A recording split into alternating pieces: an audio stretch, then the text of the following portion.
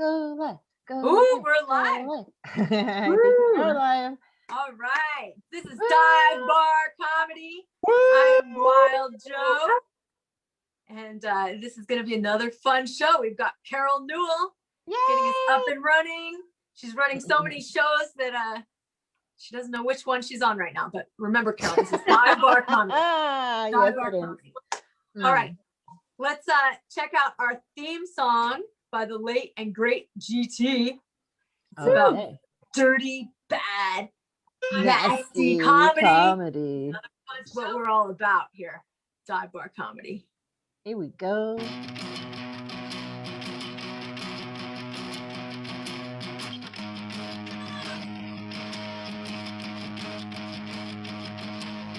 I wake up when the sun goes down.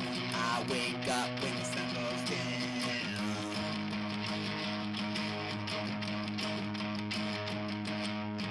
I wanna do some comedy. I wanna do some comedy. At a dive bar, at a dive bar, at a dive bar, at a dive bar. I can't say what I wanna say. I can't say what I wanna say. Uncensored.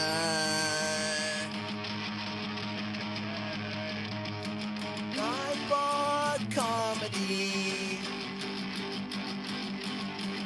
Dive bar comedy. Dirty, bad, nasty comedy. Dive bar comedy. Dirty, bad, nasty comedy. Dive bar comedy. Dirty, bad, nasty comedy. Dive bar comedy. Dirty, bad, nasty comedy. Dive bar comedy. Woo!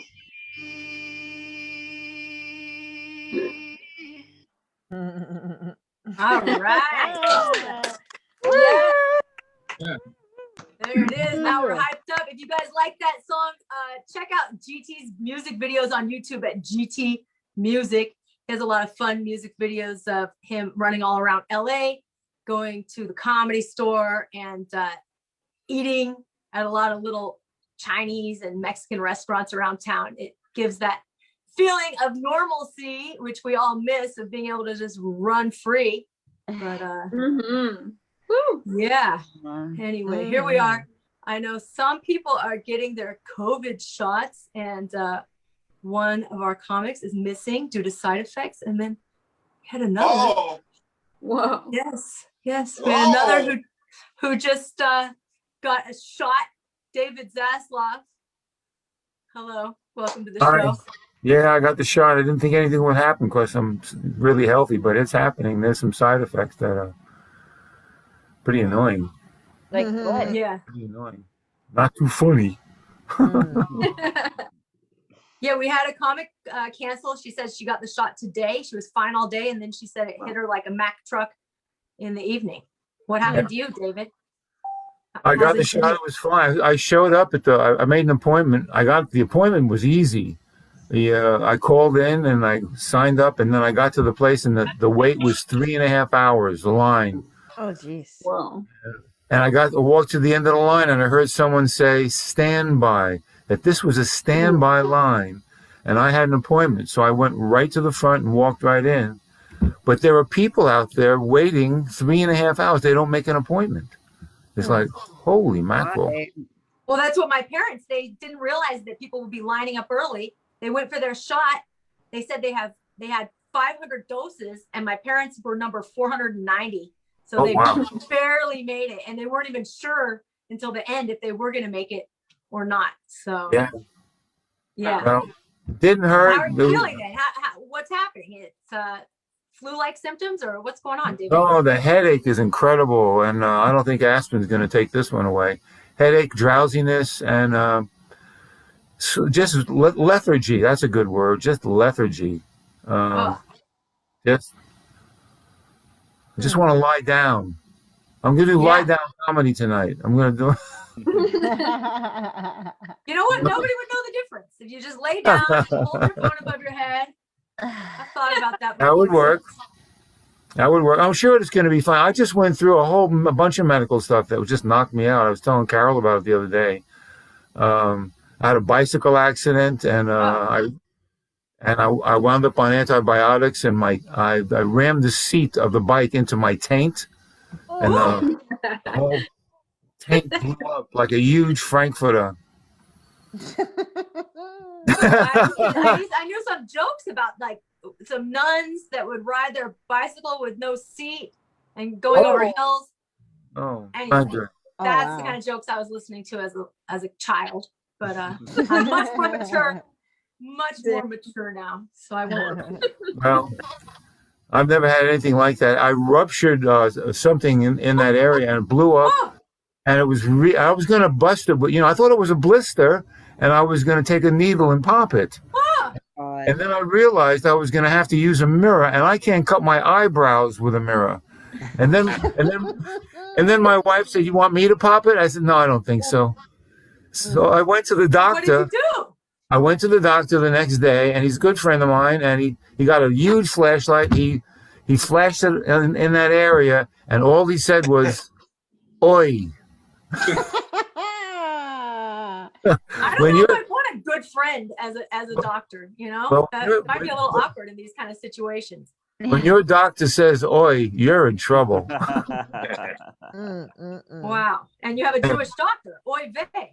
He's very Jewish. Wears a little yarmulke. Very Jewish. Very Jewish. He tried to circumcise you. Oh, that's all. I already went through I had that. a Jewish guy circumcise my baby too. My OBGYN is the one that circumcised him, and he's super Jewish, and it made me feel very comfortable. And he did a great job. My baby got compliments on his circumcision from 3 different nurses before we checked out of the hospital. So I'm like, all right, I made the right choice. That's kind I of was sick. once hired to. His dick looks great. Seriously. And I'm like, how bad the other ones? I mean, I don't know, but anyway, I'm very proud. I'm a proud mother. I was hired to play music at a bris. I had one gig, and of all the gigs I've ever had, I played music at a bris. I was playing the harp because the father was so nervous, and he knew that if I played the harp, he might relax. The kid was fine. He was drunk because they give the kid wine, so he was drunk. He had no give them a little dot of wine on their lips before chopping off the sensitive part of their organ. Very humane of them. Yeah. No. Wow. I don't remember. Well, there's a lot of opinions about circumcision, and I would have just let the kid decide when he's older, but it's actually a big surgery when you're older. If you do it after like the age of 1 month or something, they have to put you under anesthesia, and it's a really big deal. And I didn't know any man who's like, I missed my circumcision. I gotta go get that one done. No, I've never met a man that's like, oh no, when he was 7 years old. And so that was part of the decision making. And he was saying that he didn't miss it at all. I mean, he was 7, but he said he used to pull on his foreskin and it would get stuck in his zipper. He didn't miss it. And then I knew another guy that had an adult circumcision, said it was the best thing that ever happened to him. So I figure the kid is going to get more blowjobs down the road with a circumcised dick. I mean, that's my thinking. I've been circumcised my whole life, and I can say it doesn't lead to more blowjobs. But maybe the uncircumcised might lead to less blowjobs. You never know. Abraham was circumcised when he was 99 years old. Yeah. Wow.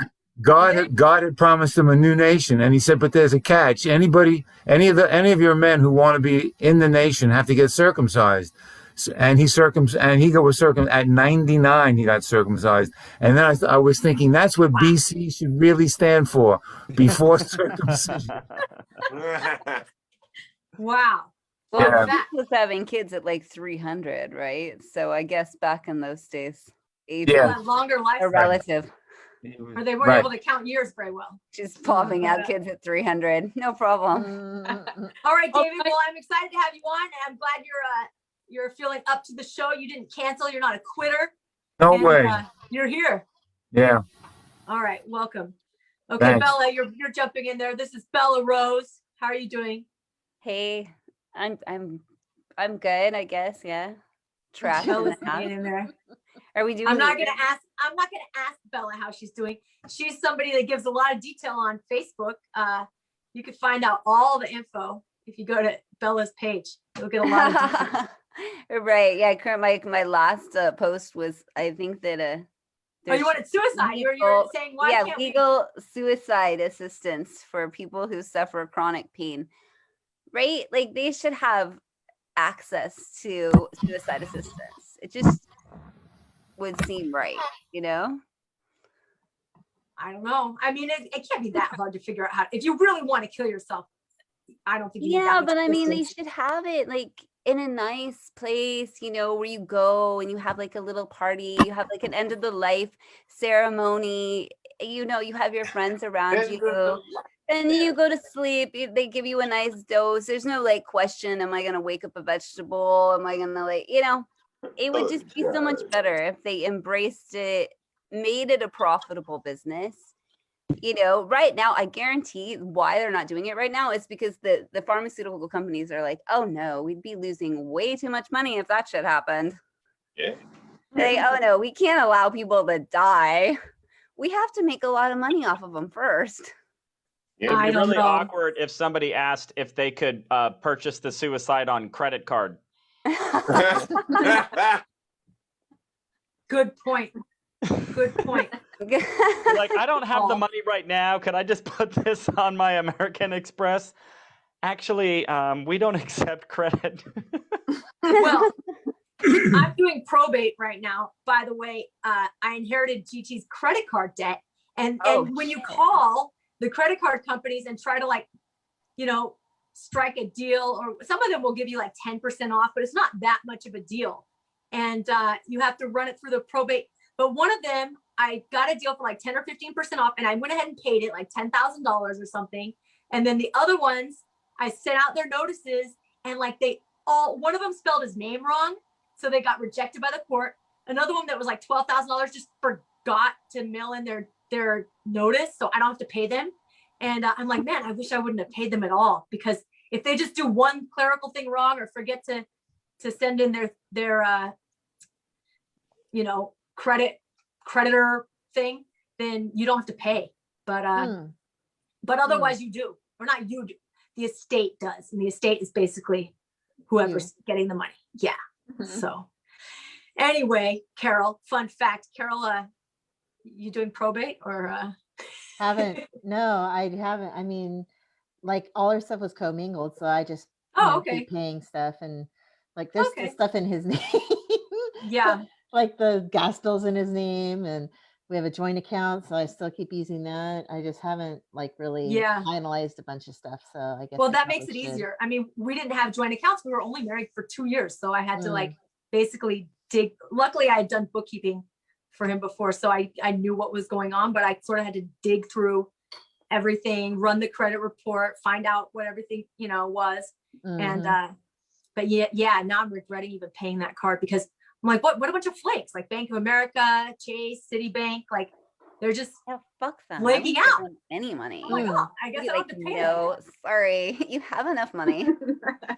I'm not giving you any of I guess mine. they don't care. They're like, oh, they sell it off after 6 months or so, probably to a debt collection agency, and then nobody's really staying on top of it. I'm like, oh, I wish I would have known. I wouldn't have paid that one card. But yeah, anyway, lessons learned.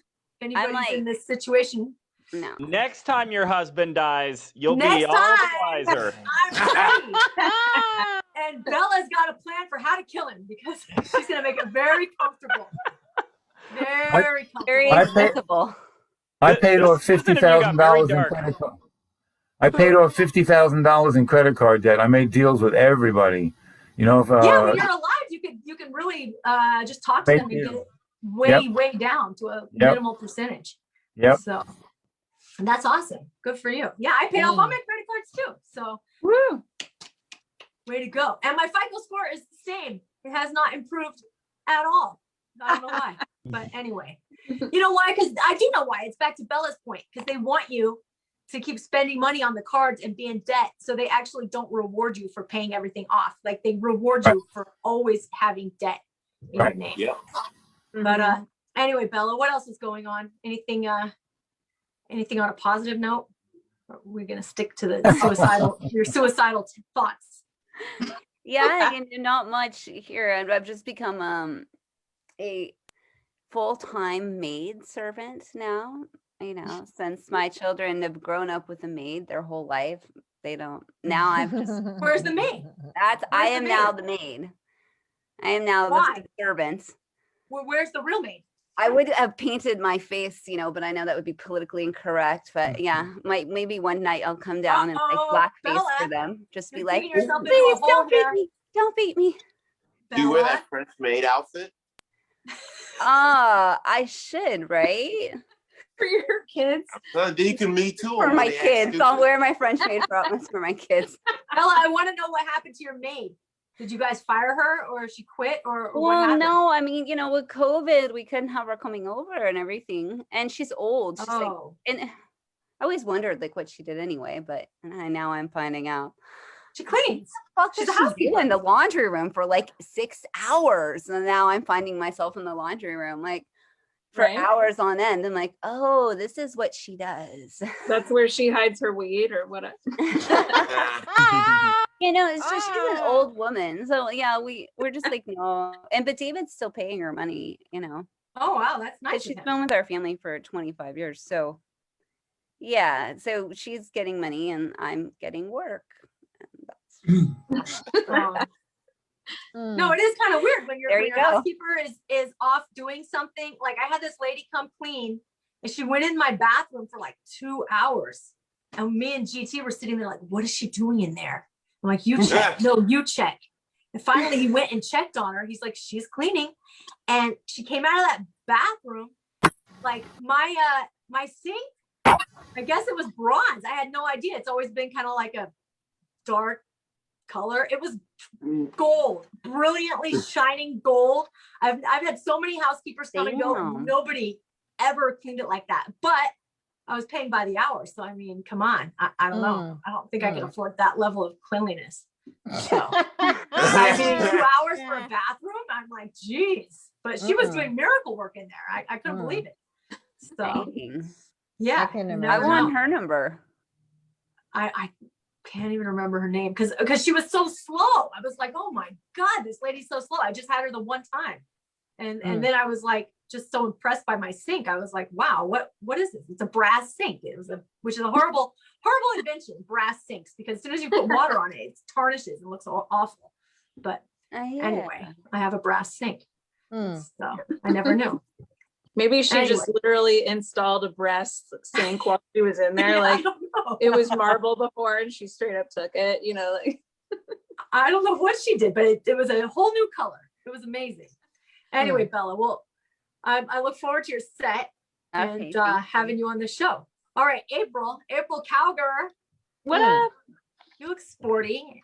What's that called? A Henley or a sports? What is that? Cherry Coke, yeah. Oh, okay. Feeling sporty, not acting sporty, but hey, Nice. What's been going on? Have you been getting out there or staying in? I'm staying busy with a lot of Zoom shows and stuff and working on art too. So trying to stay busy. I go out places, you gotta go shopping and like I've got a few people that are like trusted friends, but I do spend a lot of time at home. One time, like last week, there was some neighbors. I end up hearing a lot of the like neighborhood hubbub because I'm home a lot, and like last week there was this like group of high schoolers. They must have been practicing instruments and they did it for like 8 hours straight. Ooh. And I'm not talking cool instruments. This wasn't like a garage band. There was like a harmonica and an accordion and then some sort of like drum, but just like one drum, not like a drum set. And they played like, I swear they played the same song like every half hour for 8 hours. So yeah, they say you have to practice a lot to get good, but your neighbors don't want to have to hear that. Right. 1,000. You got 9,992 more hours to go of that. Of listening. Oh, good. But they'll be really good by the end of it. So just stay there a few more years. Is anyone really good at the accordion? I don't know. Like, is that a thing? Just kidding, Mom. She's watching this. Why, is your mom is an accordion player or what? Yeah, like hard. No. Yeah. Totally. Really? Yeah, Wow. and she probably is watching this right now on Facebook. So she's gonna text me any minute and be like, "Don't talk about accordions like that." Like, I think it's a very difficult instrument. You have like the air going in and out and the fingers. I mean, totally. It can definitely sound horrible when you're first learning. Plus, you gotta hold it. You know, it's like a whole body thing for no reason. Like, what's your instrument, April? You don't sound like a musician yourself. I am. I play the piano and kind of play the ukulele a little bit. I've got a tambourine. The ukulele. Oh, so you're a gangster. Oh yeah. Talking shit. Play the fucking ukulele. I don't even play it well. It's like, you know, I'm pretty bad at it actually. But the piano, I played that for like 9 years, or I took lessons for like 9 years as a kid. So wow. So I'm very cool, as you can tell. Nice. Aw. Yeah, I mean, if your mother plays accordion, it seems like you'd have to pick up some instrument. Oh yeah. Wow. Nice. David's a musician too. Who? David Zasloff is a musician too. David is. I play 7 instruments. I play Japanese shakuhachi, flute, trumpet, percussion, piano, the shofar. I'm the shofar player in temple. I play all the Christmas songs written by Jews on the shofar. Awesome. Now that's a gig. The Reformed Jews love me. The conservative Jews kind of think it's sort of hip, but the Orthodox Jews want to give me back my foreskin. Oh, that reminds me. I wanted to say, just for anybody out there that might be uncircumcised, I just want to say an uncircumcised dick is like a Happy Meal. It comes with a little something extra to play with. Okay, so that's all. I mean, if you go to Europe, that's all you'll find out there, you know? So, I mean, it really depends. I was looking at like the statistics of like what percentage of boys are being circumcised now, because, you know, 20, 40 years from now is when these kids are going to be getting action, you know? So you don't want to base it on like your grandma's generation. But right now it's about 50-50 in the US. So it's kind of like split down the middle. So it's really a hard choice. It's really more like split right at the top, you know? And in England, they have like, there's like a thing, there's a little piece of skin that attaches the foreskin. They call it the banjo. Speaking of instruments, that's the English term for it. And, you pluck it. Yeah, I mean, funny. I've been all around this great big world, and I've seen all kinds of dicks. Oh boy. All right, April. Well, welcome to the show. Let's see. Paul. Save Paul for last. Paul's back after the incredible, unforgettable sleeping episode that we had with Carol, which never saw the light of day because it was like recorded wrong and I couldn't get it off my phone. It's like this massive file that's too big to upload anywhere. But one of these days, oh God, the babies are here. Yes. Oh, busted.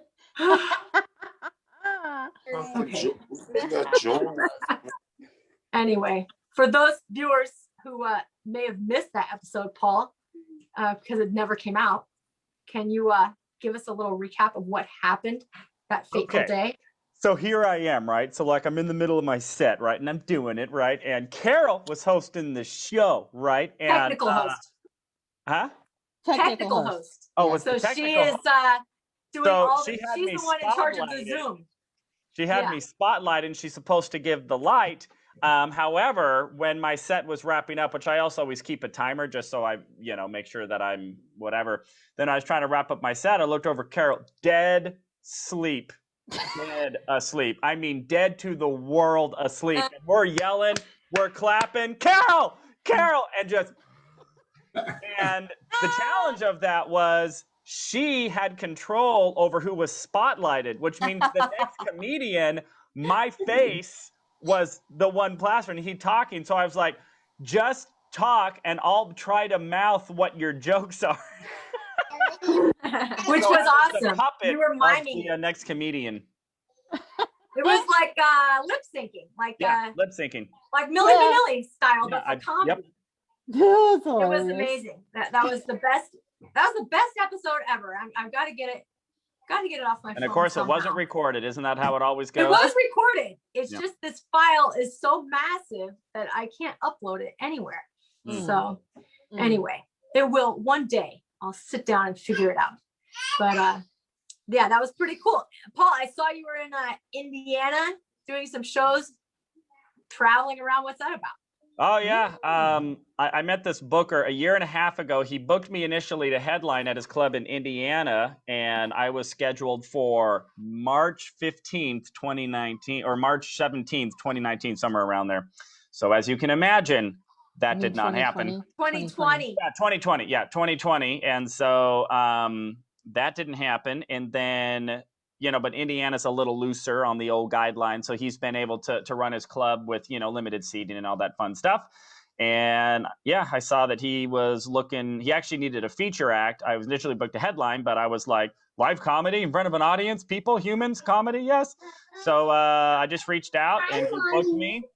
And after what he paid me and what I paid in flights and hotel, I only lost $200. So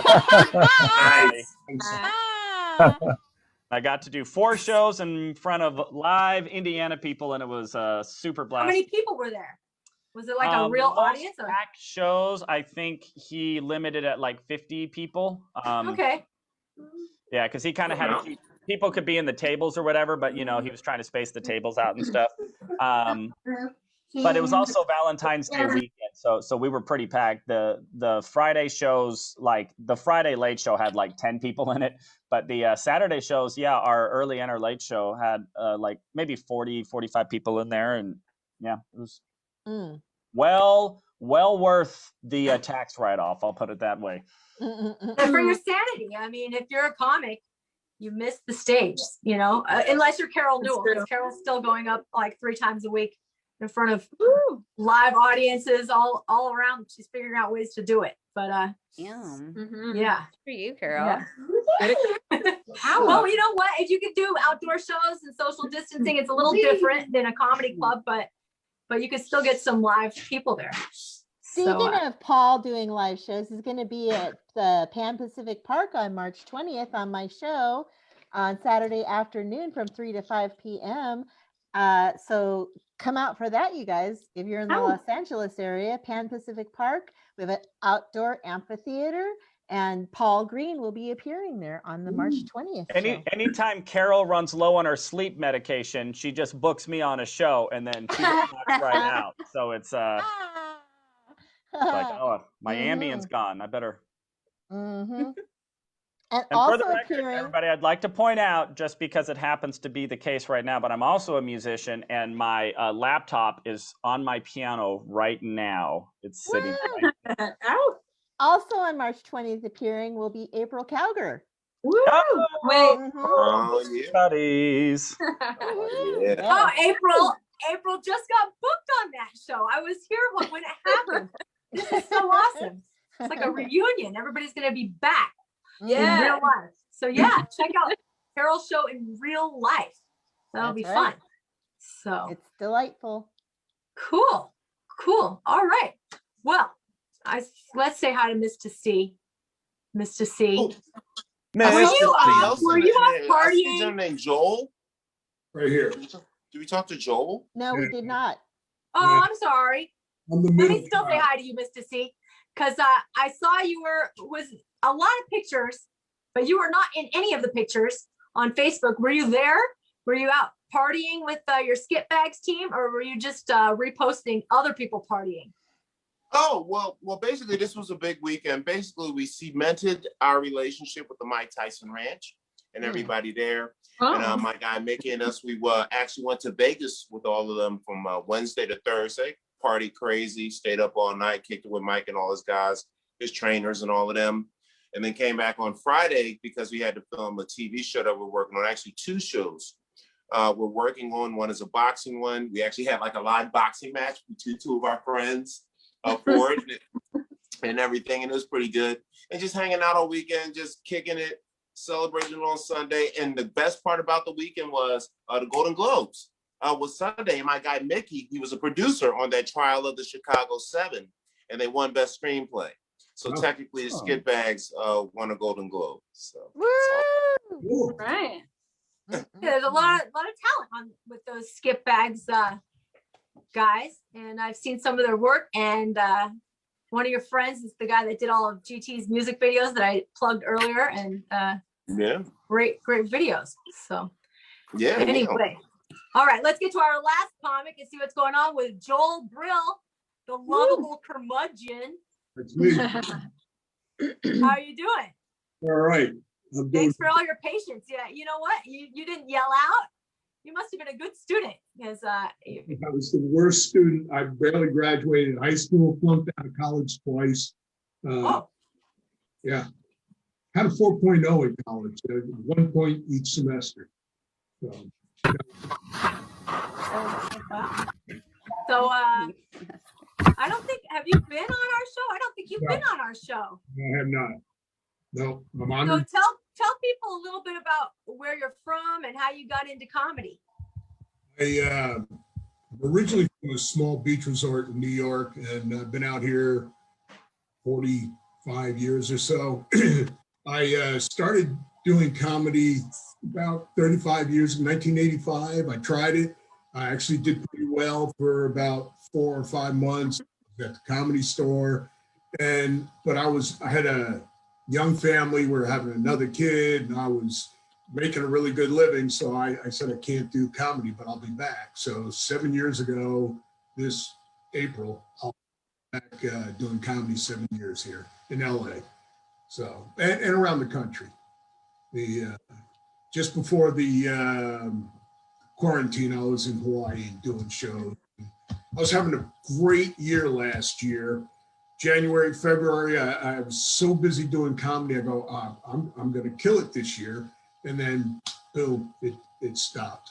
So here we are.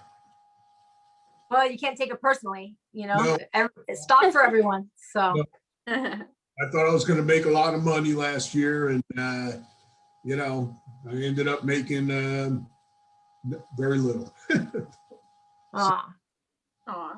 Well, that's too bad. But hopefully, it seems like things are ramping up again. People are getting vaccinated and getting close to our herd immunity. So maybe things will start opening up, and we'll have some normal comedy clubs going again. I've had my vaccines. And, almost. You got vaccinated? Both shots. All right. Survived, and still playing fairly quarantined because I'm old and I don't need to get sick, and to get back out there though. Yeah. Well, great. Well, welcome to the show. I'm glad to have somebody new on here joining all of our regulars, and it'll be fun to hear a comedy. All right, so let's get this show started. Mr. C, turn it over to you. All right. Okay, great. So good. So it's time to start off the Dive Bar Comedy Show. Mr. C, the enforcer. Of course, we had Miss Joanna Petrie, Wild Joe set it off, and our technical advisor, the best laugh, the world's best laugh, the hardest working woman in Hollywood, Carol Newell, who keeps everything working just right. Let's get it in. So you guys ready to start off the Dive Bar Comedy Show? Can I get a yeah? Right. So we're going to jump it out with this young lady. So this lady is actually, what I found out earlier, she is super talented. She is basically, after the homeboy, she is like the female Prince of this show. She played like 37 instruments, man. Ukulele, piano, the oboe, all that shit you ain't never heard of, which really means her parents actually cared about her. I can't play anything, just as a reference point. Yeah. I play with myself. That's all I can do. We'll worry about that. But this next great comedian coming to the stage is a great talent. Are you guys ready for this comedian? Can I get a yeah? Yeah. Get a clap for April, the Renaissance woman, Cowgur. What's up, you you guys. I love being here. I've always loved dive bar comedy. I've been doing these shows since before we were on Zoom, back when we were really in a dive bar. So, love it. You guys are still keeping it alive. I do like doing the Zooms though. It is kind of fun. It's still, I feel like this show has kept the right vibe. Like it still feels like a dive bar, except I know now that the only person throwing up in that bathroom is me. So yeah, it's nice, you know. If I run out of toilet paper, that's on me. So, you know, I do like the Zoom. I feel like we're all adapting to it. I mean, look at us in this grid like this. I mean, we kind of look like the off-brand RC Cola version of Hollywood Squares, right? I mean, we're doing it. I am a cat person, you guys. I'm quarantining cat. Yeah. Ow. I've decided that in my next round, when I get a cat, I'm going to name him Kevin McAllister, because anytime I'm out, he's home alone, you guys. So I could be anywhere and I'll just be like, Kevin! That's what I plan to do. I tried to practice that and I realized that my neighbors are probably like, damn, I don't know who Kevin is, but I feel bad for him because I just kept yelling Kevin because Kevin! Kevin!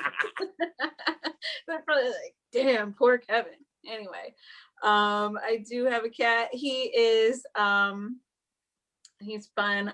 He's getting a little bit older. He's 9. Sometimes when he falls asleep, he looks dead. He straight up sleeps like roadkill, you guys. His eyes are rolled back. His mouth is open, tongue out. There've been a couple times I was like, oh no, I think he's dead. So I'd go over there and just check his breathing with my fingers like under his nose. And it like scares him awake. You know, he just sees me. I'm like, oh, sorry, little dude. So now there've been a couple times where I was asleep and I would wake up in a panic because he's putting his little foot and booping my nose and mouth. So now I'm pretty sure I'm in a prank war with my cat. So that is where we're at. I live in LA, but I am from the Midwest, you guys. I'm from Illinois. In case anybody on Facebook Live is watching, I know I had some friends that said they were going to tune in. If anybody from the Midwest is watching, I just want to thank you guys for taking a moment out of your busy schedule of eating meatloaf and riding 4-wheelers. Thank you. I know it's tough. Thank you for putting down the buttered corn. It's awesome. But I know, you know, you're from the Midwest. This is me in a nutshell. Okay. You know, you're from the Midwest if you think wearing a flannel shirt with no pants is considered lingerie. Okay. Like if I go on a date and come home and slip into that, you don't know if things are about to get like a little bit freaky or if I'm going to chop down some wood and make you flapjacks. But either way, we're going to have a good ass time. You know it. I don't really miss the winters though. I got to say that where I'm from, it would snow so hard and the snow would pile up so high.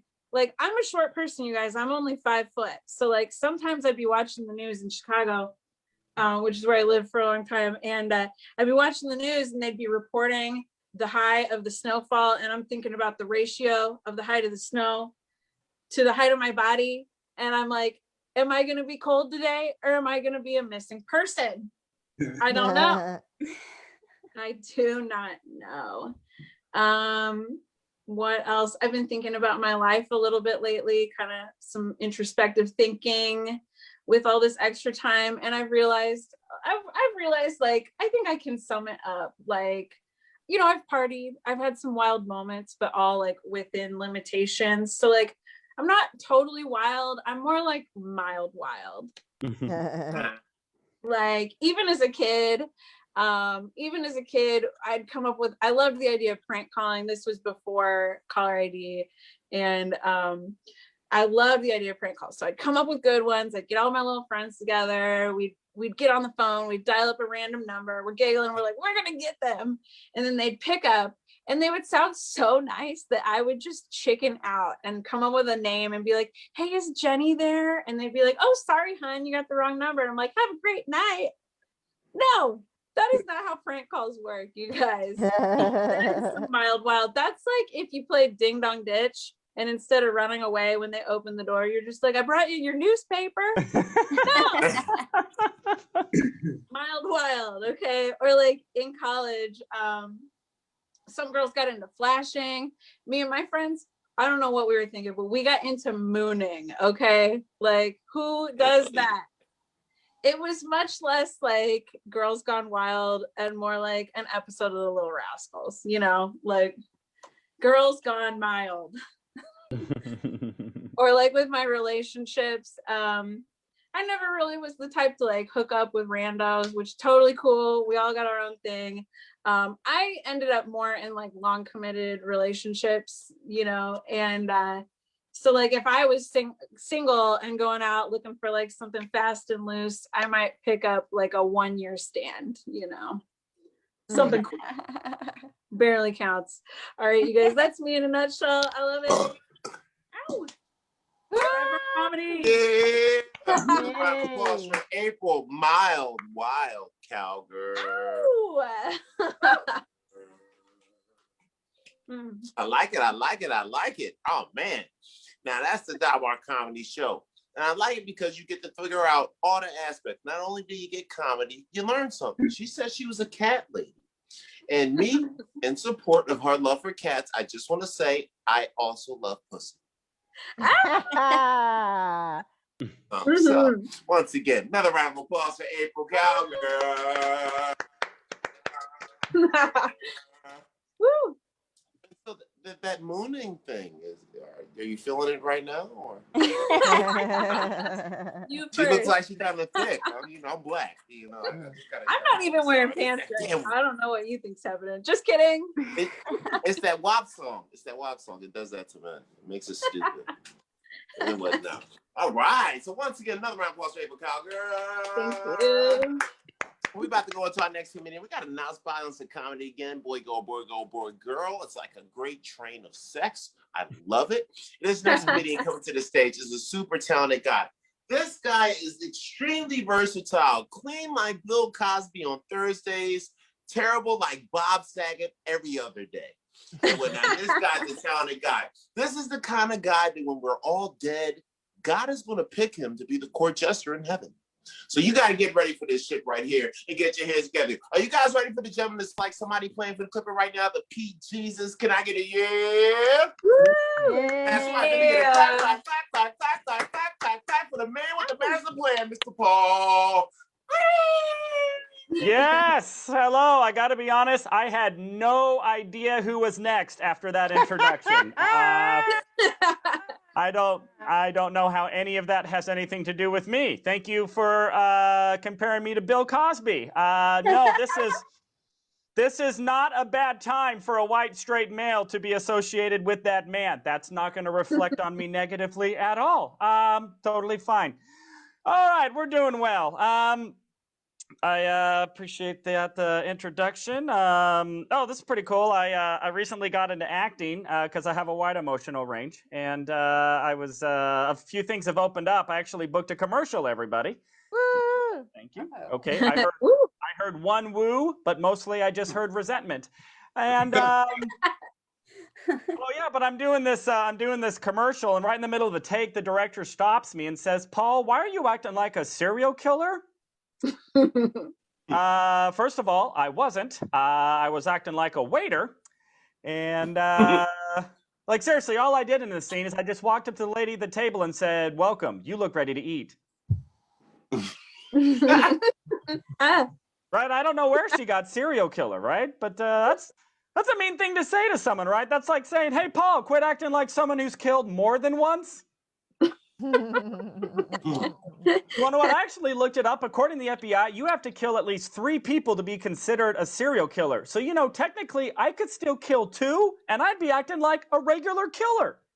You want to know what else the FBI says? Oh, they also say this. They say not only you have to kill 3 people, you have to have an emotional cooling off period in between murders. So I could kill 3 people, but as long as I'm at an emotional high, like I could be like, die, die, die. Not a serial killer, normal killer. But if I cool off, if I'm like, die, chill, die, chill, die, chill, that's a serial killer. So, but then again, I could kill 2 and cool off. I could be like, die, chill, and be like, I'm done killing. Regular killer. Just in case any of you are wondering. I am a single man. I don't know how I keep doing it. Yeah, it was actually pretty tough. I was dumped right before quarantine. Yeah, I had to spend all of quarantine as a single man. Yeah, it's pretty hurtful. Like, you know, she called me up, and when she was dumping me, she's telling me everything that's wrong with me, you know. And one thing she said, she's like, you know, Paul, sometimes I don't feel like you respect my boundaries. And I got to be honest, that made me feel horrible. So I got off the phone, and I drove to her house immediately to apologize. So when I got to her house, though, she's like, whoa, Paul, you need to stand 6 feet away, and you need to put on a mask, which was really confusing because this was 2 months before COVID. So,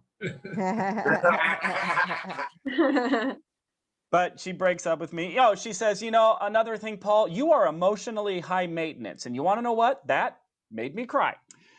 So anyway, it's pretty much over. She was like, Paul, I don't ever want you to talk to me again. So I've been respecting her boundaries. I've only been talking to her mom. Back on the single scene, everybody. Actually, I went on a blind date to a sushi restaurant, and turns out my blind date happened to be Japanese and was not my waitress. Anyway, it was a little awkward. I'm trying to, you know, meet new women. I've never been like that great at picking up on women, you know, especially like at the beach. Like I go to the beach a lot. There's all these hot women, but I never know what to say to a woman I meet on the beach because I just want to be honest when I meet a woman. But what am I supposed to say to a woman on the beach? Like, hi, excuse me, I couldn't help but notice you were almost naked. Don't think that's a good way to approach a woman. I am on all the dating apps. I feel like every time a comedian brings up dating apps, it's negative. Like they're so critical of dating apps. I love dating apps. I love them. All right? Like Tinder and stuff. Do you realize Tinder allows me to cram years of rejection into minutes? When I first got on Tinder, though, I quickly learned I was doing it wrong, though. See, because I was taking my time. I was investing in each profile. I would read, find out about the woman, feel if I think there's a connection, and then I would swipe right or swipe left. I did that for a month, 0 matches. So my friend is like, Paul, what are you doing? This is a hookup app. You just right or left if they're hot or not. And I was like, oh, okay. So then I just started going right or left if they're hot or not. 2 months, still no matches. So I was like, forget this. Now I just watch TV and I swipe right on everyone. Right? I figure if I end up matching with a woman I'm not attracted to, I'll do the mature thing and I'll ghost her. So, oh, I'm pleased to report, everybody, after 2 months of swiping on everybody, I got my first Tinder match, everybody. Woo! It was advertisement for ziprecruiter.com. So, been going quite well. Just one more quick dating app story, and then I'll hand it back. A friend was telling me about a dating app I hadn't tried yet called Seeking Arrangements.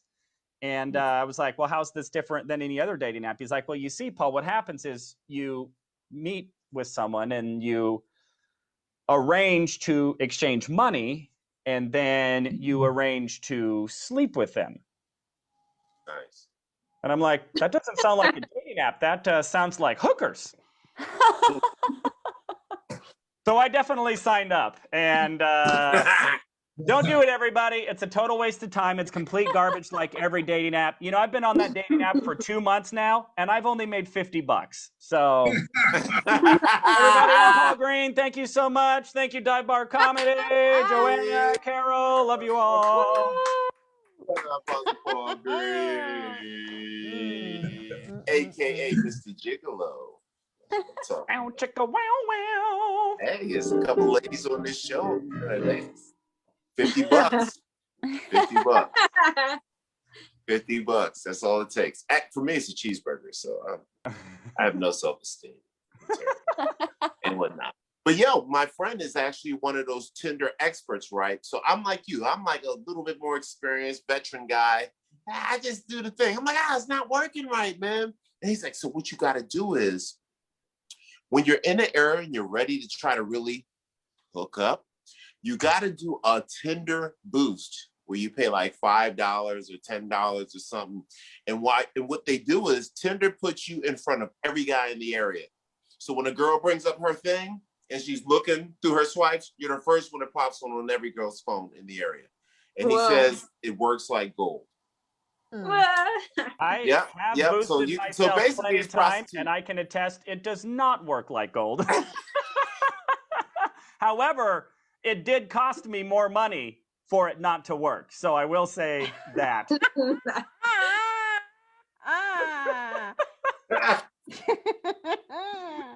It always says like, oh, you boosted. Let's see your results. 0 results. So. Okay, so maybe some other factors. Yeah, clearly there's some other factors. Thank you. If I was standing in front of a jaguar with a huge dick hanging out, maybe that would help my boost. But other than that, I don't think. Definitely. My measly $5 in the Tinder algorithm have anything to do with my success. Or lack thereof. That's what I'm talking Or lack thereof. Success is hard earned and not paid for. Right, there you go. Paul Green. I'm laughing you must say his name. Paul Green. Round of applause for that gentleman. That's what I'm talking about. All right, we're going to keep it going. Oh, so this next lady coming to stage is a classic veteran, dive bar comedy show family member. She's holistic, deep, might be troublemaking at times. And she does many things. She does things now like making people's lives better by cleaning their souls. And I think she just bought a French-made outfit.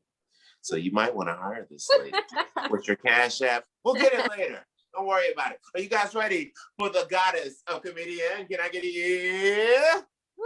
Yeah. All right. So this lady, she kind of deep though. She kind of like a Dalai Lama. So I need you guys to like get in your Buddhism with me. And I'm gonna need you to get in tune with the sun and the universe. And the sun has a noise that is like hum. So on 1, 2, 3, I need a hum from all you guys. 1, 2, 3. Here we go. Let me get a clap, clap, clap, clap, clap, clap, clap, clap, clap, a fella. Roll.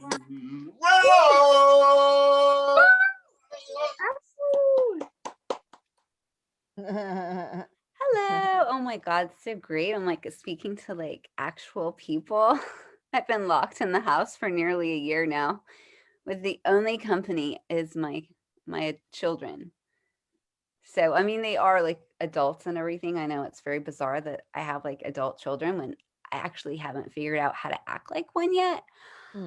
But yeah, I do. And I'm going to be nearly 50. Woo! I just had a birthday. I know. I'm like, fuck, I'm going to have to like get some wits because I can't rely on my tits, you know? Like, hello. Yeah, but with the whole circumcision thing, we're like, we wonder, we're like, why are men such insensitive assholes? I don't know. Maybe because we cut off the most sensitive part of them when they're only a few days old. Bingo. Actually, though, I had this uncircumcised guy. I didn't even know he was uncircumcised. Like, because I've always been like really into Jews. I'm totally convinced I was a Jew in my past life. I think I was like killed in a concentration camp because when I was like 7 years old, I would literally hide under the table with like this big pillow in my shirt, like pretending I was pregnant. And my mom's like, well, what are you doing? And I'm like, I'm running from the Nazis, you know? And like, what kind of fucking 7-year-old does that, right? And it's got to be like a past life experience. I'm convinced of it. And then when I came to LA, I just started like only dated Jews, you know? So I'm like Jewish by ejaculation. That's what I think. And I know I stole that from someone, but fuck that. Taking it because it rings true. So yeah. So I have these children, and luckily I had my daughter at home. It's like the only time in my life I'm like, no, I'll pass on the drugs. Every other time I'm like, give them all to me, give them all to me. But yeah, like, oh, bone crunching pain, like feeling like your body is being ripped apart. I'm like, oh no, I'll just stay at home in the bathtub for that one. So my daughter, she's like super smart. She just graduated like top 15% of her class at UCI. I know. And people, and my family is just like, what the fuck? How is this her daughter? You know? They just say, yeah, she takes after her father. My family's so nice. But you know, it's odd. We've paid like $35,000 for what, like 4 years, and she still doesn't like know what a trash can's for. Seriously. I'm like, she doesn't know, like, you have to put on the toothpaste cap. Like, they don't teach these things in college. Like, I was never fortunate enough to go to college because I ran away from home at 16 to be a stripper. Yeah, I just really set the bar high for my kids. But yeah, I'm just like wondering, maybe when she's getting her master's, you know, then that's gonna like, it's gonna settle in like, oh yeah, the trash goes in the dumpster. Like she's gonna make that connection. Or, you know, maybe it's when she's getting her doctorate. I don't know. But we're hoping sometime soon. So yeah. My kids, my son, now you know he's my kid because he's just like, he told me once, he said, you know, Mom, I think it's really, really the best thing you can do when you invite someone in is offer them water and weed. You know, like you always have to offer people water and weed. And I'm like, oh my God, this is the boy straight from my loins. You know, I mean, like, hello. There's no mistaking that this child is mine. It's just really bizarre though, because he doesn't want to like trip with me. I'm like, let's go do this like, you know, mescaline trip. And I told Johanna when we were walking the other day, I said, when I was young, I used to when I first got to LA, I used to run around to all the yards and steal their cactus because there's one particular cactus, the St. Pedro cactus, that you can cook up and you can trip for like 14 hours. It's like an acid trip combined with a mushroom trip. Yeah, it's like being on mushrooms for 14 hours. It's fucking amazing. And yeah, the shaman was coming last year, and yeah, I wasn't lucky enough when I was young to have a shaman to teach me to do this shit. But here I'm like, honey, let's go do the shaman, you know, let's do some mescaline together. But he's like, yeah, I feel weird tripping with my mother. I'm like, really? I don't know. Have you guys tripped with your mom? Like, I tripped with my mom. I actually smoked crack cocaine with my mom when I was fucking 18. Yeah, that's the only time I ever smoked crack. I don't even know why people like crack because it really sucks. But I was really, really depressed.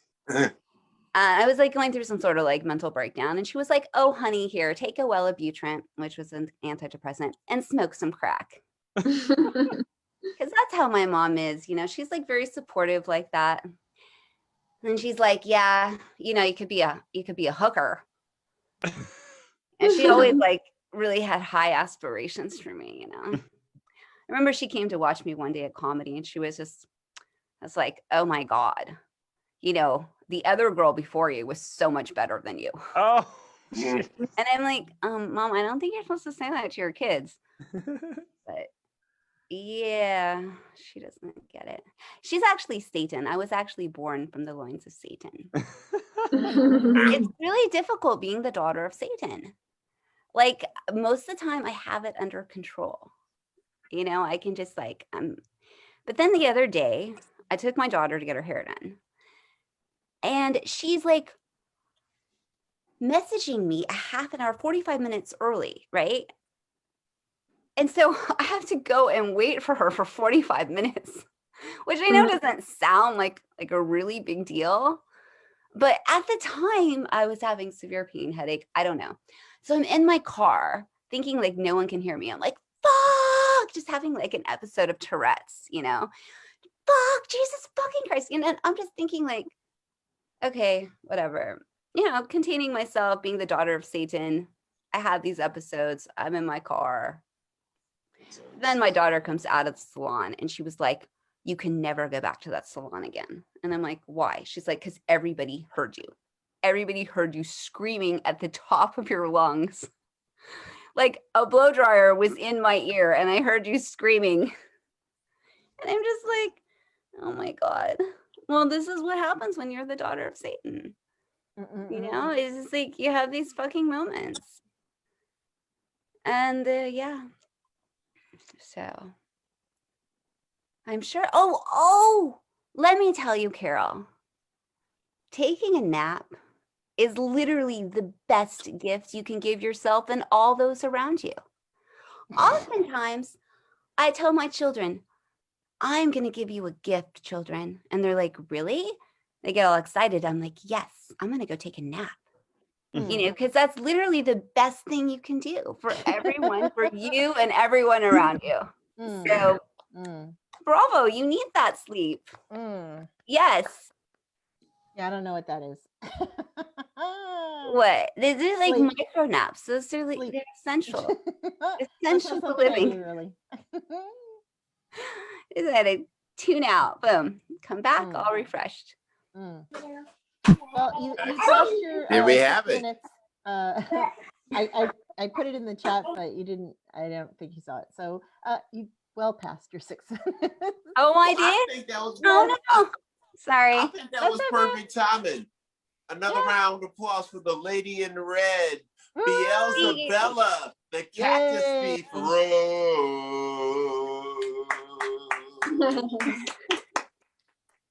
Beelzebella. That's your new devil girl name. Beelzebella.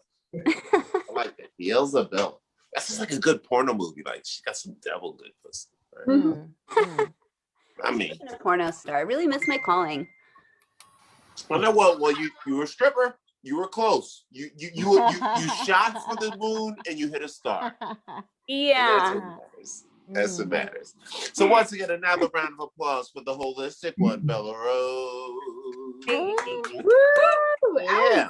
All right, we're going to our next gentleman. So this guy is actually technically, he's not Michael Jackson, because Michael Jackson just dance and sing and produce and shit. This guy actually plays like 57 instruments, more than daggone Amy does, because you know she got the oboe and the ukulele and the piano, and she played chicken feet, right? Now this guy, he played everything else. He played the unclassy stuff. He played stuff that rich white people don't even say out loud. That's how good he is with instruments. So you better let us die. And he's got a great Jewish doctor. So if you want to get a great assessment, look for the term oy vey, and that'll let you know what your assessment is. All righty, right. So you guys ready for this next comedian? Can I get a Yeah. That's right. Let me get a clap, from Mr. Twitter Fingers himself, David Zasloff. Hey everybody! Yeah, I play a lot. I can play anything. You can beat, bang, blow, or pluck. Hey. Good to be here. I think April was talking about cats. Were we talking about cats? I got 3 cats. They're outdoor cats. They just come inside to shit.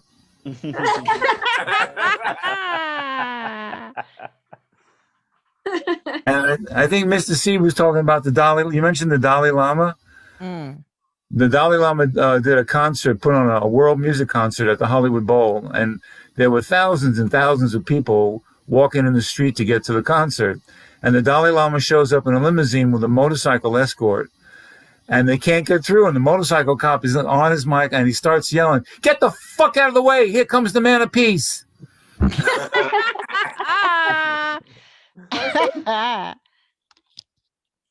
I'm a happy dad. I'm lucky. I had my first kid when I was 69 years old, and she's now 7. So this I'm feel very, very, very blessed. She gives me an enormous amount of love. She also gave me pink eye, a cracked rib, and hoof and mouth disease. What the hell? Yeah, you can get hoof and mouth disease. I thought that was just for cows, but it's a horror story. When I got it, she had it for a day because she was drinking breast milk, and breast milk cures everything. And I wasn't drinking breast milk, so I got it from her. And I had it for 3 weeks. It's really itchy. It's incredibly itchy. I went to the doctor and he checked me out. He said, Mr. Zasloff, you either have syphilis or hoof and mouth disease. And I said, I'll take hoof and mouth. I love being a dad. When my daughter was 5 years old, she asked my wife, Mommy, where was I before I was in your tummy? And my wife said, I don't know, ask Daddy. So my daughter asked me, Daddy, where was I before I was in Mommy's tummy? And I said, I don't know. And nobody knows. And if anybody tells you they know, they're full of shit. She said, Daddy, shit is a dirty word. I said, yeah, shit is a dirty word. You can't say shit in school. You can only say shit at home. And she said, oh, fuck. That's my girl.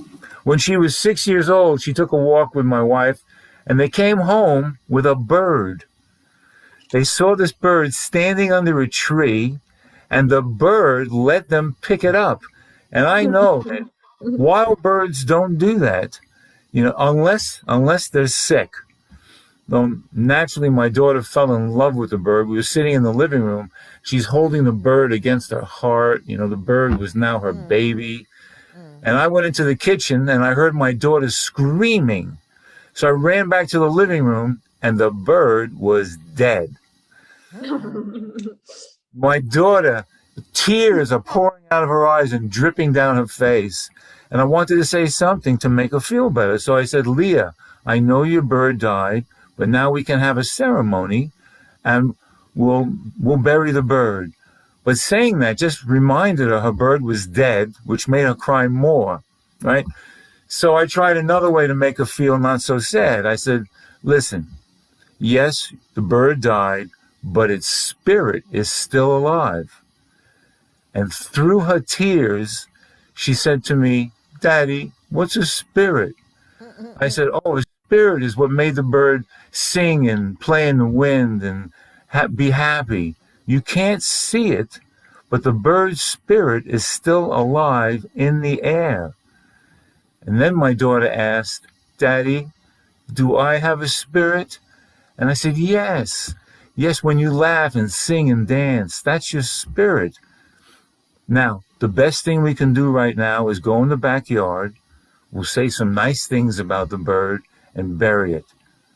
She stopped crying and said, or we can let the cats rip it to pieces. Yes. And that's why I love my daughter. A minute, that's all. My God. Well, I've been writing a book. I just noticed this now. And now I know this is the only show where you don't get a light. You get a finger. That's it.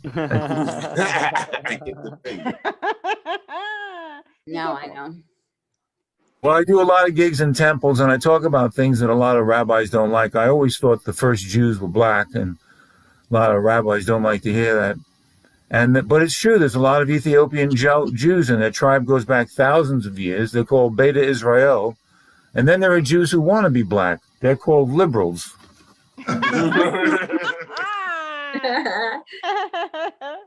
Their tribe is in Beverly Hills. I like to live in the moment. People who say they live in the moment, they're really full of shit. Because as soon as you say you're in the moment, you're out of the moment. You can't say you're in the moment and be in the moment in the same moment. And all the guys who wrote the books about being in the moment, they were stoned. And I've been in that moment. There's a difference between the stone moment and the unstoned moment. The stone moment is way longer. I don't know if you take drugs. I did a lot of drugs in my time. Woo. You know who lives in the moment? Birds. They fly when they want. They shit when they want. The world is their toilet. They're not holding anything in. That's what living in the moment is about. Not holding anything in. But as soon as a person thinks they need to shit, they start thinking, oh shit, I gotta shit. And as soon as you're thinking about shitting and not shitting, you're out of the moment. Nobody lives in the moment. Not even Eckhart Tolle. He's the guy who wrote The Power of Now. He holds in his shit. People who have a lot of money can create the illusion. They can create the illusion they live in the moment because they have greater access to toilets. Really, if you want to live in the moment, wear diapers. All right, that's my time. Thank you. Yeah. Good to see you. Yeah, no round of applause for Dave Zasloff. That's all right. Woo. All right, guys, I'm drunk. I'll be right over. I had like something funny to say, and then I took a sip of this drink, and then I was just like, There you go. so we're gonna leave it at that. Another round of applause for Dave Zasloff.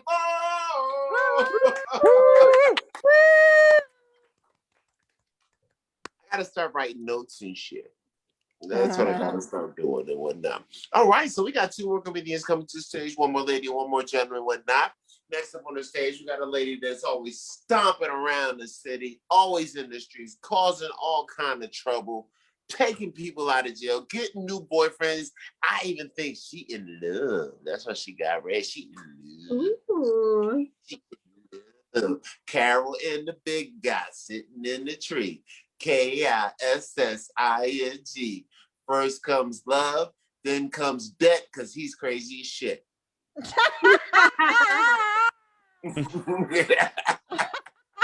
you guys ready for the next comedian? Can I get a yeah? Yeah. Wait, so the next comedian right here, she's known out here as having the world's best laugh. So I need to hear your best laugh on the count of three. Give me a ha-ha, whatever it is. 1, 2, 3.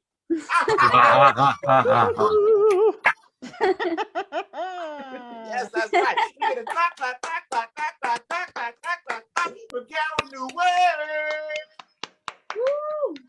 I've never heard Carol. Hey, it's me, Carol Newell, the world's best laugh. You can follow me on the socials at the world's best laugh, on the Facebook or the Instagram. And I have to say the Facebook and the Instagram because I am over 50 and it's in the AARP rules, you guys. Right, David? Yeah, the Facebook, the Instagram, the gangster rap. I know this is not the face of gangster rap, but you guys, I totally listen to the gangster rap. Like, woke up quick at about noon, just thought that I had to be in Compton soon. I had to get drunk before the day begins, before my mother starts bitching about my friends. So one day I was at work and my coworker happened to come by when I was listening to the gangster rap. And he was like, Carol, how can you be so black and so white at the same time? I said, well, I'm an enigma. And he said, you can't say that at work. That's racist. I said, no, I said enigma, not enigma. You guys, I tried out the Plenty of Fish. I heard you guys talking about the dating apps. I tried the Plenty of Fish and emphasis on plenty, and none of the fish are the kind that you would ever want to eat because not delicious at all. Just UGLY. You ain't got no alibi. You ugly. As we used to say when I was a kid. It was horrible. I was on there for like all of about 3 days, and I was like, right back to BLK. Right back to it. Where at least the guys are hot.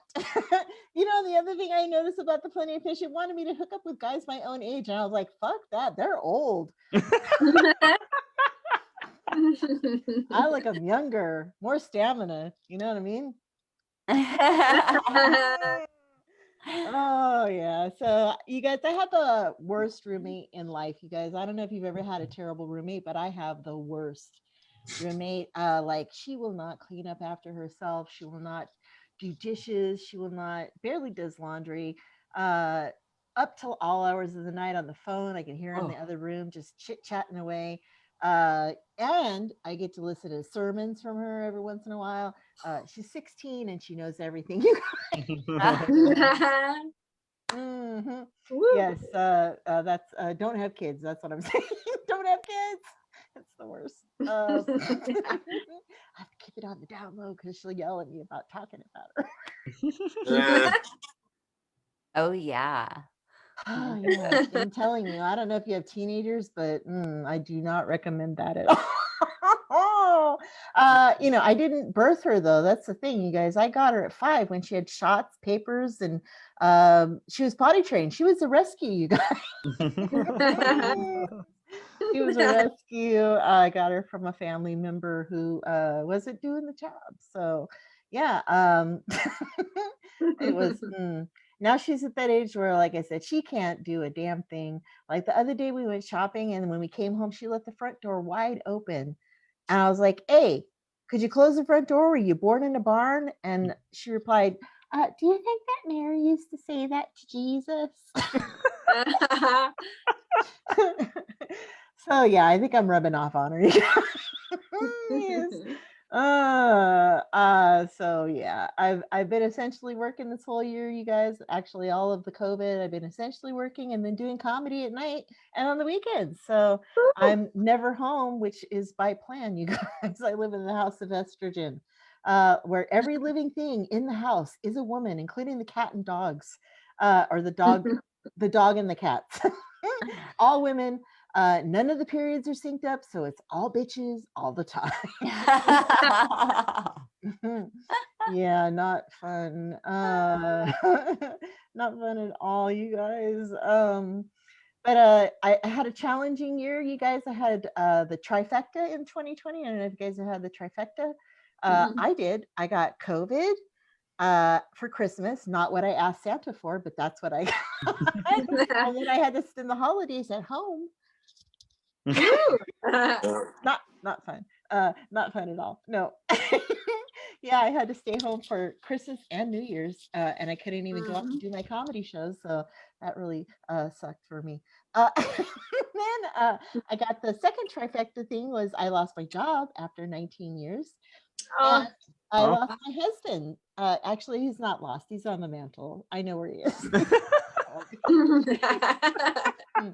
I know that sounds terrible, but we were separated for a year before that. So now I just don't have to get divorced. You guys. I don't have to get divorced. And I got the house, I got the car, I got everything. You guys, I win. Yeah, fuck him. I'm the winner. Yeah, it's been an interesting year, but I found a better job. All those things sound terrible, I know, but I did. I found a better job. I found a hotter boyfriend, and Oh, Carol. and I got the antibodies, so now I'm just immune to everything, you guys. Yeah. I'm sure that's how it works. You're immune to everything, right? All right, you guys. Well, that's about all the time I have. I did want to tell you though, there was one good thing that happened with my husband. He did finally quit drinking. You guys. Quit drinking for good. All right, you guys. Back to you, Mr. C. Woo! Yeah, motherfucker, Carol Newell. That's what I'm talking about. That's what I'm talking about. Got the trifecta, gave us a great warning about children. Don't have them. It's a good situation. Now, I am running for president, and I am old school. You know, as long as you don't leave any bruises, whatever you have to do is okay. That's all I'm saying. So you have that. So for your parents out there who don't know who to vote for, for president. That's all good until they get to a certain age, and then they hate you back. Yeah. They're like, I can beat you up, bitch. Oh, come on, you guys gotta put the fear in them early when they're like 2 or 3. Chop to the throat. So right now, like when Wild Joe should just turn around like, when he's 16, he won't do it because he's like, oh my God, I remember that time I was interrupting the show sounding like a kazoo and my mom chopped the shit out of me. He won't throw it. I'm telling you, he'll be 27, 6'12", won't throw a punch. He's scared as shit. I swear to God, I'm still scared of my mom. Boys are different than girls too. I'll tell you. There's nothing wrong with abuse if it's funny, guys. So once again, applause for Carol Newell. All right, we got one more comedian come to the stage. And at the Dive Bar Comedy Show, since we are kind of decrepit, we always save our versions of the comedy show for last. We love to pop our cherries. Guys like Paul Green love these kind of moments because he's a good man. So you guys get ready and let us know how it's going down. You guys ready for our final comedian? Can I get a yeah? Yeah. As I come to the stage, I like his name because I'm old and it reminds me of old music. You know what I mean? His first name reminds me of a great singer. It's like he's an uptown boy.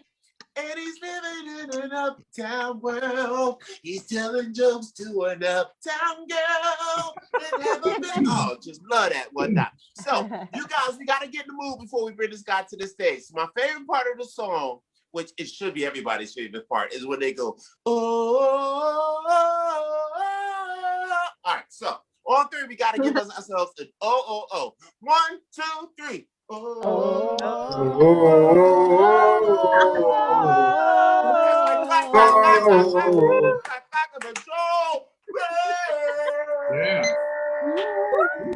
Yeah. All right. I apologize. I dozed off. Did Paul already go on? Yes, I did. It was, yeah. It was sleep-inducing. So here it is, a week away from being locked. I've been locked up for a year, like most of us, and you know, last year was like the last 12 months was like a prostate exam with no lubricant. 2021 is looking up. I mean, at least we're using lubricant this year. Last 12 months have been rough for me. I'm sure I'm not the only one, but I almost started drinking, but I can't. I developed an aversion to alcohol at a very young age. I spent 9 months totally consumed in vodka, and then my mother gave birth to me. But instead of drinking, I was eating. I ate for the last year, and I ate so much I had to go back on Jenny Craig again. I've been on and off Jenny Craig more times than Mr. Craig. I notice, you know, some people when I go out, they're not wearing masks. Look, the only excuse for not wearing a mask is you don't have any ears. I was talking to my mom, she's 90, she's in her 90s, she's going strong. Whenever I talk to her, she's got a new man in her life, and the relationships don't last very long because, well, you know, the guys are 90s. She was telling me about her last romantic conquest. She goes, everything was going great, and then he stopped returning my calls. He didn't respond to my emails or texts. What do you think happened? And I said, Mom, that's the original meaning of ghosting. I said, Mom, where do you meet all these guys? She said, there's a website for people my age. It's called carbondating.com.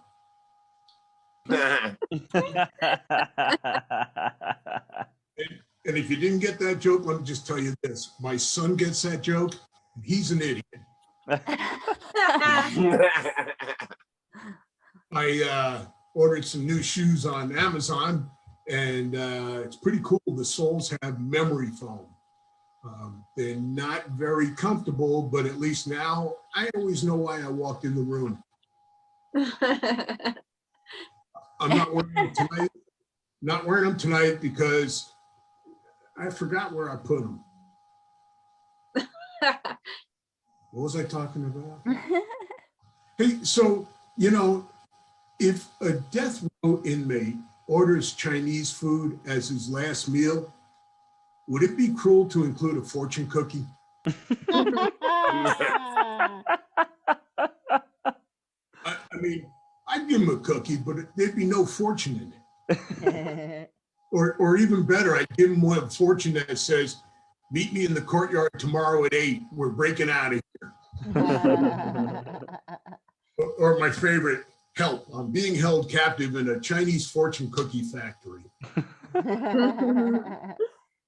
I've taken this time off to work with a lot of charities, and there's one in particular I'm really fond of, and I want you to be aware of it. It's called the Tempura House. Ladies and gentlemen, the Tempura House is a shelter for lightly battered women.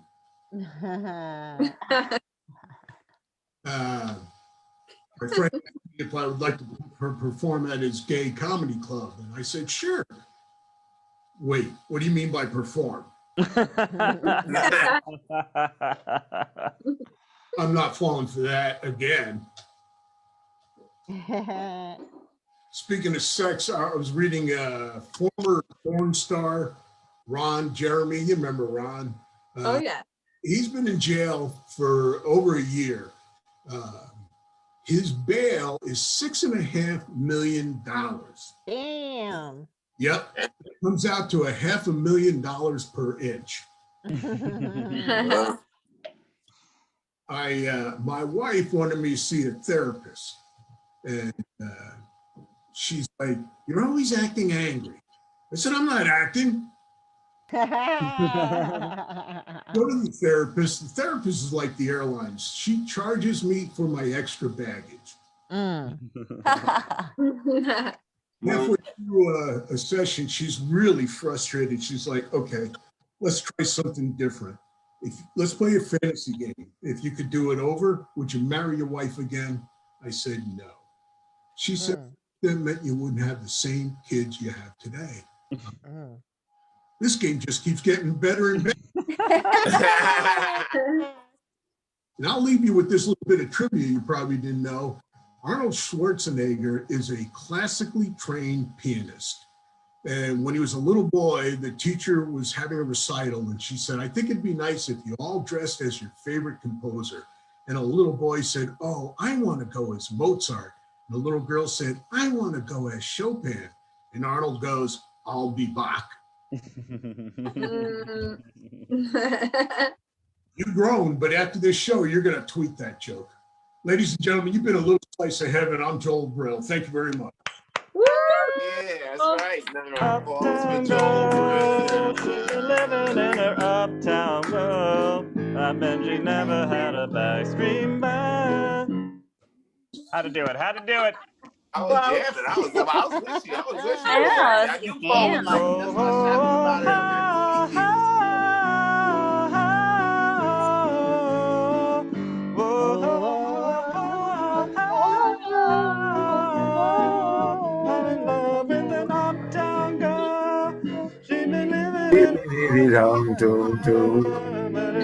That's what I'm talking about. That's what I'm talking about.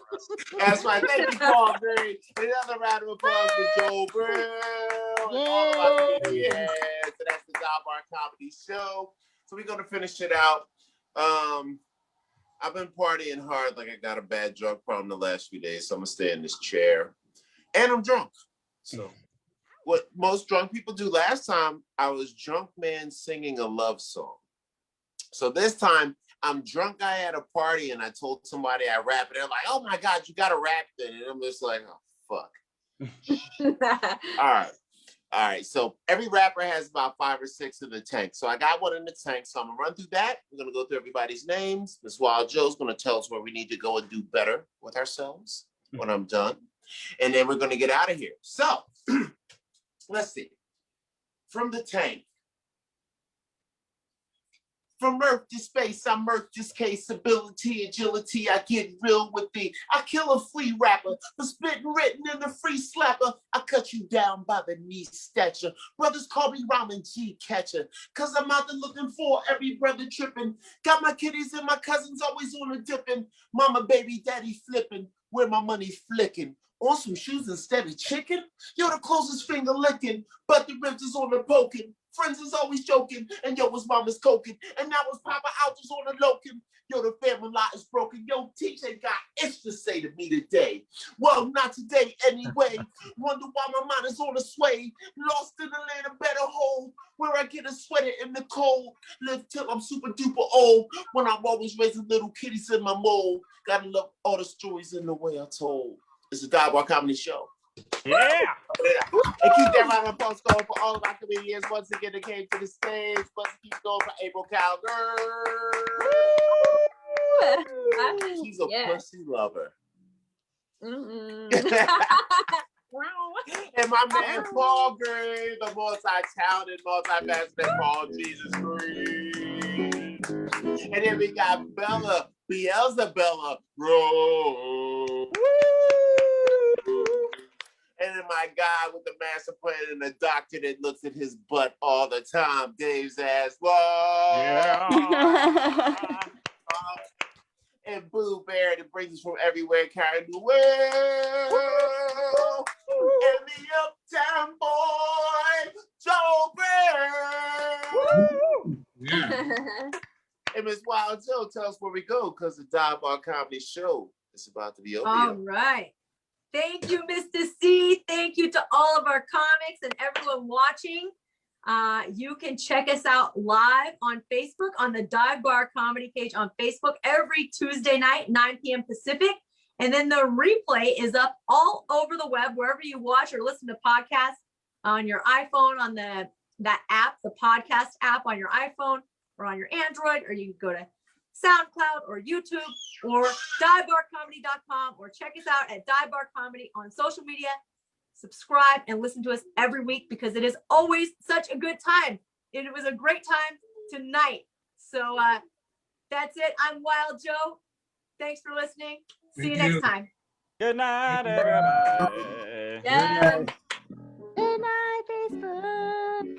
Love you. See you on Sunday. All right.